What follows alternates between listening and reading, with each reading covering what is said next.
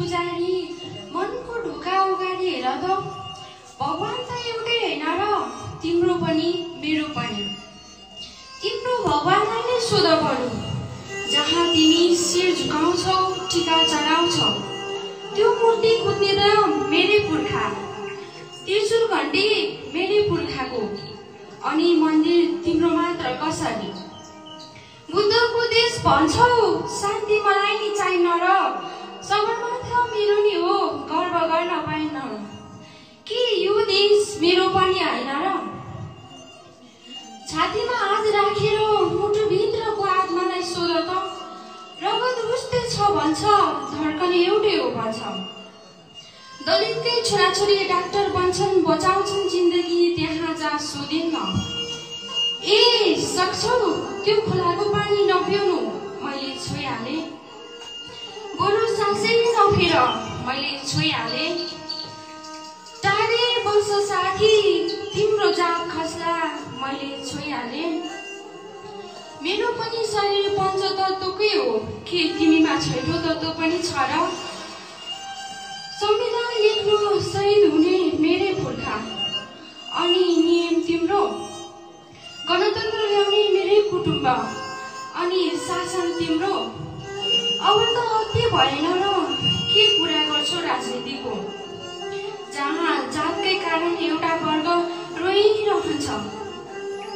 अवश्य पाप लाग्छ एक दिन तिमीलाई तिनै आँसुहरूको श्राप लाग्छ एक दिन तिमीलाई तिनै आँसुहरूको।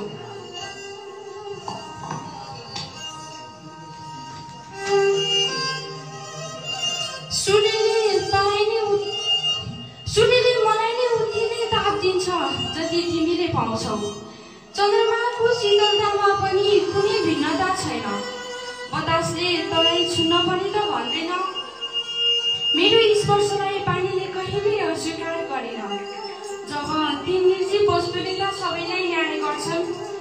तिमी त अन्न चेतनाको सर्वश्रेष्ठ प्राणी अनि किन अन्याय गर्छौ। थोरै त डर मान ती दलित जराहरूको थोरै त डर मान ती दुखेका मनहरूको। ए लाजै ढाकिदिने पुर्खा हाम्रा कसरी अछुत भए देशै जोगाउने हतियार बनाउने हातहरू कसरी अपवित्र। बाल्यकालदेखि मैले नबुझेको एउटा प्रश्न विश्वकर्मा बाबा कि जय भन्दै मेसिनको पूजा हुने यो समाजमा फेरि मेरो थरको विश्वकर्माले कसलाई के पो हानि गर्यो कुन्नी। ओमभित्रका ब्रह्मा विष्णु र महेश्वरलाई सोध्न मन छ के त्यहाँ पनि विश्वकर्मा अछुत नै हुन्छन् र। जन्मनी प्रक्रिया एकै मर्दा तिमी पनि लास नै बन्ने त हो। आगोले जलाउँछ त्यसलाई पनि सर्नेछ शरीर तिम्रो पनि माटोले गलाउँछ त्यसलाई पनि। कुन जातको होला त्यो आकाशमा स्वतन्त्र उड्ने पन्छी अर्को जन्म मलाई नि त्यही जातको हुने मन छ।